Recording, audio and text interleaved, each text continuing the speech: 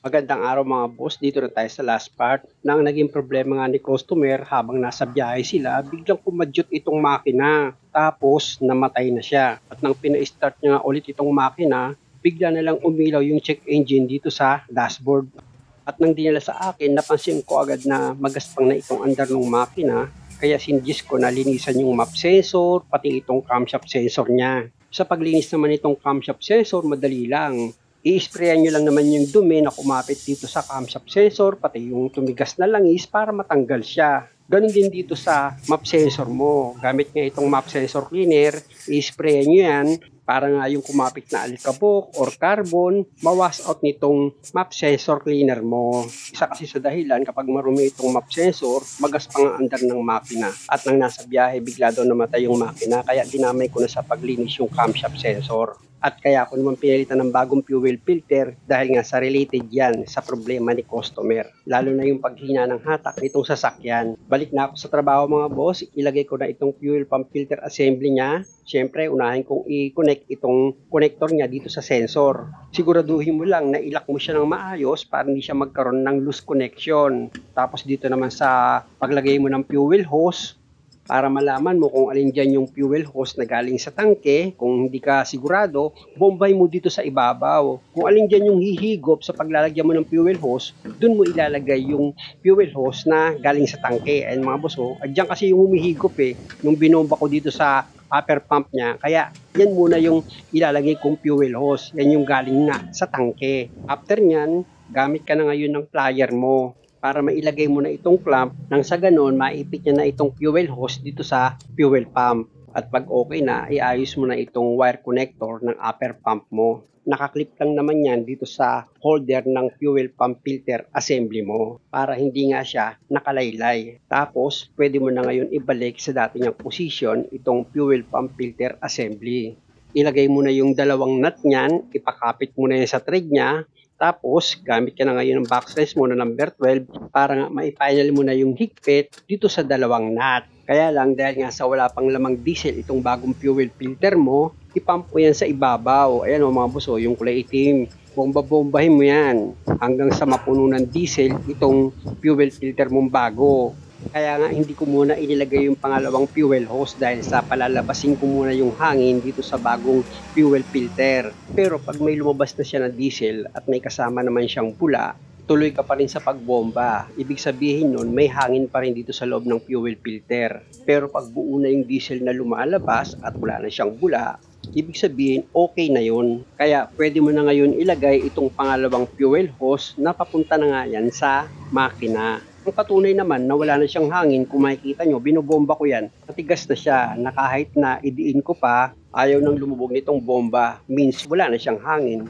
Gamit ka na ngayon ng plier mo para mailagay mo na yung clamp niyan at nang maipit niya na itong fuel hose. At kung sa palagay mo okay na yung pagkakalagay mo ng clamp, dito naman tayo sa paglagay ng camshaft sensor. Siyempre mga boss, pag inlagay nyo itong camshaft sensor, siguraduhin yung maayos yung pagkakalapat niyan.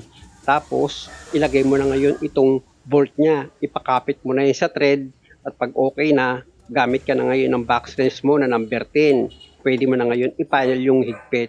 Pero yung tamang higpit lang. Tapos itong connector niya, ilagay mo na yan dito sa sensor. O diba? Basic lang naman. Tapos punta na ako dito sa paglagay ng air filter. Actually mga boss, malinis pa naman kasi itong air filter. Kaya ang ginawa ko dyan, hinanginang ko na lang. Hindi ko na naipakita sa inyo. Bali sa paglagay naman itong air filter, ilapat ko lang naman yan dito sa housing niya. Tapos itong cover, syempre, ganun din. Importante na nakalapat ng maayos yan dito sa housing niya. Tsaka nyo ngayon ikalawit na itong 4 na clip dito sa cover ng air filter. Ayan kasi yung maglalak para hindi umangat itong cover dito sa housing niya. At pag okay na, sunod mo naman sa ilagay itong air intake hose niya. Importante na maikabit nyo ng maayos yan mga boss para wala siyang singaw. At pag nailagay nyo na ng maayos itong air intake hose niya, gamit ka na ngayon ng backslash mo na number 10 para mahigpitan mo na itong clamp niya dito sa magkabilang dulo ng air intake hose mo. After nyan, i-check mo yung pagkakagawa mo. Kung meron ka pang ibang ginalaw, ibalik mo na siya sa dati niyang posisyon. Tapos, dito ka naman ngayon sa map sensor mo. pwede mo na ngayon ibalik yan. And mga boss, itutusok na lang naman itong map sensor dito sa cover ng air filter.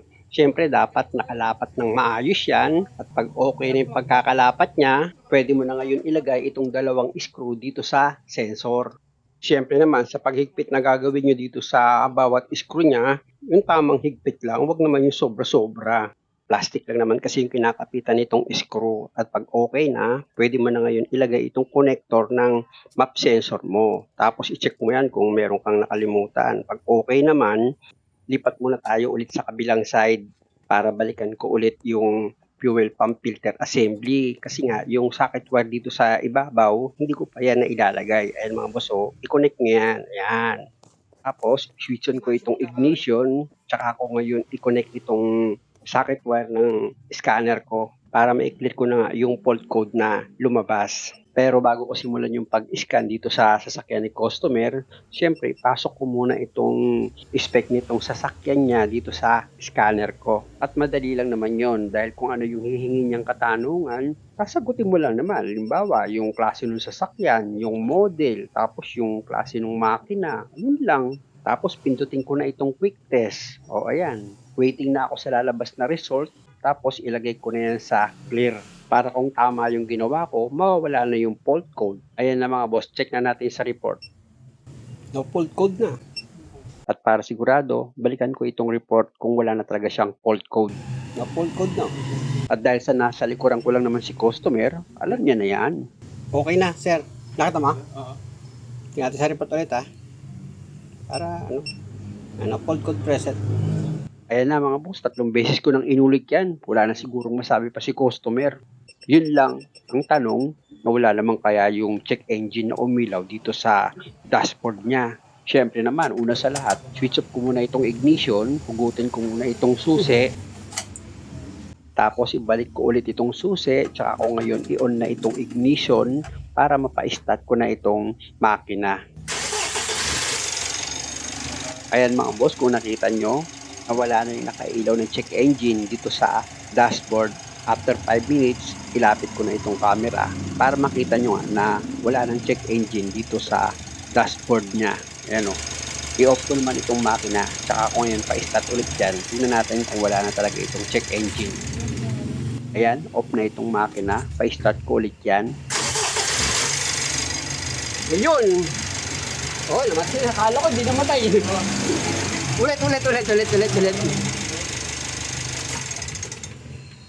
On.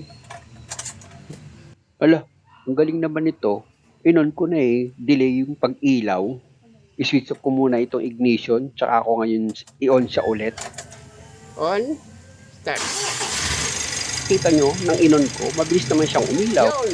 At dahil sa okay na ako dyan, punta naman tayo dito sa pangalawang problema ni customer. Matigas daw kasi itong ikambyo. Problema sa clutch mo? May sabit? Oo, pag yung ipipremira ko, pag ang tigas niya bago kumagat, kailangan mo siyang ibalik-balik. Kung makikita nyo mga boss, chinek ko itong taas ng clutch pedal niya, okay naman. Dahil ayon nga kay customer, ilang beses na raw in-adjust itong clutch pedal niya, pero may sabit pa rin pag ikinakambyo. Kaya pala kanina, every time na nagkakambyo siya, laging tumutunog. Gumaganon. Kaya dito ako mag-check up sa secondary clutch cylinder niya sa baba. Ayan yung nakalagay dito sa gilid ng transmission. Ayan siya mga boss yung hahawakan ko. Papakiramdaman ko yan para malaman ko kung may problema sa secondary cylinder. Tapakan mo nga yung clutch. Bitaw. Sablay yung gawa nito. Sablay. Ayan o. Tapakan mo yung clutch, mawala ingay. Oh, nawala ingay oh. Bitaw. Oh, rin ba? Ito pa yung isang pag-check up na gagawin ko mga boss. Tignan nyo. Hindi mawawala yung ingay niyan kahit tapakan ni customer yung clutch pedal. Apa. O diba? Hindi nawala yung ingay. Oh, ano? Pabitaw ko naman kay customer yung apak ng clutch pedal. Bitaw. Apa. Oh. Napansin nyo, nawala yung ingay sa transmission. Bitaw. Pag ginanyan mo yan. Apa. Tingnan nyo, hindi mawawala yung ingay niyan. Ano pa rin yung ingay niya? Malamang may hangin ito. Yan yung dahilan kaya matigas ikambyo. Bitaw! Hindi yung adjust ka ng adjust hanggang sa naapektuhan na itong mga pyesa dito sa transmission. Ayan, hindi na normal yung ingay ng transmission ng customer. Na kung tutuusin yung pag-diagnose niyan, basic lang naman. Kaya lang, huli na. Lipad na yung pera ni customer. Sige, bomba! Sige! Sa pagbibleed nito mga boss, angin lang yung palalabasin ko. Kaya lang ang problema, grabe tigas ng bleeder, hindi ko maluwagan. Tigas! Tigas mga bossing. Hop, din lang! Kaya sa pagluwag na gagawin ko dyan mga boss, kakaratiin ko na lang. Ayan, medyo lumuwag na siya. Tandaan nyo mga boss, sa pagbibleed na gagawin nyo, pag ganito, kaunting bukas lang dito sa bleeder niya. Tapos, isarado nyo rin agad itong bleeder. Bomba! Tapos, ulitin nyo ulit yung pag-bleed. Hop, din lang! Ganun pa rin, konting bukas lang sa bleeder para lumabas yung hangin. Tapos, sarado nyo Bomba! agad. Tumitigas? Tumitigas na? Bomba, may hangin to eh. Perme, hindi mo lang. Bomba! Pakiramdaman mo pag nakadiin ka kung lumulubog sa dahan-dahan ha. Pakiramdaman mo kung lulubog. Pag lumubog yung clutch pedal niyan, pag nag-release ako ng kaunting fluid, ibig sabihin, pawala na yung hangin niyan. Ayan mga boss, nagpakawala ako ng kaunting fluid. Lumubog? Bomba! Kaya, kaunting bleed na lang ito. Perme! Dito naman sa pag-bleed na gagawin ko, magpapalabas ako ng fluid para malaman ko kung buo na yung fluid na lalabas dito sa bleeder. Lumubog? Ayan na, buo na yung fluid na lumabas. Bomba! Hop, bitaw! Bitaw! At dahil nga sa malakas na yung tulak ng pusrad, i-check ko na itong secondary repair kit niya kung meron siyang leak ng fluid. Kung makikita nyo, wala naman siyang leak oh. Ito yung tuyo. Kaya i-check ko naman yung piston dito sa loob ng cylinder. Dapat malambot yan pag tumutulak. Bomba! Ayan mga boss, kung makikita nyo, malambot naman tumulak itong piston niya. Kaya pwede na yan. Okay, bitaw! Pwede ko na ngayon ibalik itong rubber boot ng secondary clutch cylinder. Bomba! Ayan mga boss, makikita nyo, malakas na bumumpa itong piston niya kasi nga wala na siyang hangin. Perme! At dahil sa okay na ito, i-check ko lang yung higpit nitong bleeder niya. Nakadiin ka lang? Nakadiin? So far, okay naman yung higpit ng bleeder, kaya pwede na naming testingin ito. Baba mo. Tapos pasampahin ko si customer para ma-check niya yung pagkambyo. Maganda na kasi yung siya na yung hahatol. Okay. Cambio muna dahan-dahan. Dahan-dahan lang ha. Ano? Yeah, medyo okay na siya. Kahit sa ano kasi minsan tigas na ito. Ikaw makiramdam, yung alam mo naman yung dati mong ano eh. Oo. O ano, masabit pa rin?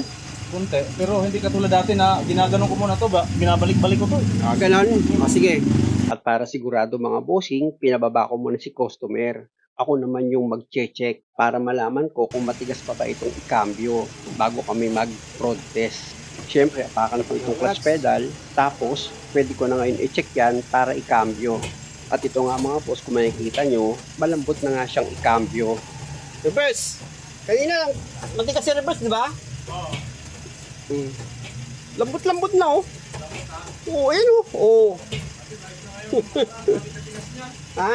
May hangin lang. Ibig sabihin, nakaano rin pala yung hangin, no? Natural. Nakita ng telestik ko kanina eh. Sa namin namin dati pag-uwi ko, hindi naman sinik dito. Parang dyan lang yung ginaganon niya. Sus! Hindi naman sarap ang pagkakataon, dyan ka mag-check up, ano? Biro nyo, ang tagal din nagtiis ni customer na matigas ikambyo itong transmission niya. Road test tayo. Sa pag-rotis na gagawin namin, para malaman ko kung okay na ba yung hatak nito, ayun nga kasi kay customer, nang mag-check engine ito, bigla daw humina yung hatak niya, kumbaga nag-low power. Pati itong pagkambyo niya mga boss, obserbahan ko rin kung titigas pa ba yan. At higit sa lahat, yung check engine niya, baka mamaya bigla na namang umilaw yan. Kaya napaka-importante na ma-road test namin itong sasakyan ni customer. Para pag naghiwalay kami, masaya kami parehas, walang problema.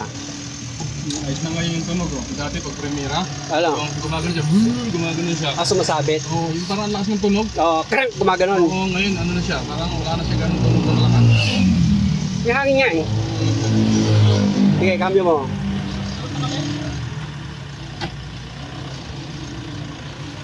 Smooth na yung tunog niya, oh. Smooth na. Mm-hmm. Dati maingay eh. Ingay, parang ano rin siya sa ingay. Narinig yung mga boss, ayon kay customer, okay naman na sa kanya itong pagkambyo niya. Hindi naman na daw matigas. Kaya itanong ko naman sa kanya ngayon dahil pataas ito yung hatak nitong sasakyan. Anong hatak? Ayos na. Ayos na yung hatak?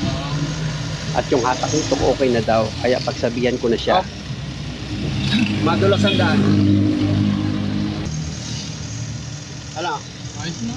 Ayos na? Mm-hmm. Kaya lang mga boss, pinaalalahanan ko rin si customer na may problema na itong transmission niya dahil sa maingay na itong release bearing. Ayon kasi kay customer, madalas daw siya magpa-adjust ng clutch pedal dahil nga sa mahirap itong ikambyo. Problema pag tukod ang adjust, apektado release bearing. Kasi ang ginawa ng gumawa, nag-adjust sa pedal mo, di ba? Oo. Diyan siya nag-adjust. Oo, dito siya nag-adjust eh. Kita mo ano ginawa ko. Sa'yo, binuha. Pilit ko lang eh. Oo. Hindi kasi sa lahat ng pagkakataon, diyan ang adjustment, diyan kahahabol. Yung iba talaga minsan eh, no? Na, alam naman sana nila. Lahat pinag-aaralan mo muna. Mm-hmm. Kasi nga, pag may hangin sa fluid line ng clutch pedal mo, pabago-bago talaga yung pagkambyo mo, nakala mo sa adjustment ng clutch pedal. Saglit ka na lang magkambyo, di ba? Di ba? Saglit na lang. Adjust ang ginawa ata eh. No, kada ano, adjust. Oo, ganun nung dinala ko to, nung nagbakasyon ako nakaraan nga, pinaano ko kasi punta sana kami Bulacan, bibiling bigas. So, nung paglabas namin ng San Valley, hindi na maipasok. Sabi ko, uwi na lang tayo kaysa magka-problema pa. Pero ngayon, ayon kay customer, hindi ka na nahirapan. Hindi na. Dati, nung bago rin itong kuha, nung inaano ko, nung bago pa lang, mga ano pa lang siguro, wala pang 3 buwan o ano. Yung pag iano mo siya, gumaganon, tututututug.